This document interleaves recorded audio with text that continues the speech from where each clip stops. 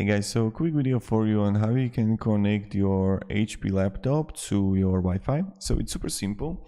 So connect your HP laptop to Wi-Fi. On the bottom right, you're going to have this kind of like symbols or things. And there you should find like Wi-Fi. So you're going to press on the Wi-Fi. It's going to be like small icon. I don't know how to zoom it up for you.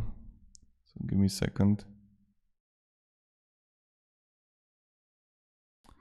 And you're gonna press the Wi-Fi, or even like write in the search Wi-Fi settings, and then you're just gonna turn it on, and automatically what will happen is that you are going to search for the Wi-Fi. You're gonna press connect, and then you need to connect, and you're gonna connect to the Wi-Fi. So that's how it's done. It's super simple, it's nothing difficult. So on the bottom right, you're gonna have Wi-Fi or like symbols, then you're gonna have Wi-Fi, and you're gonna connect the Wi-Fi.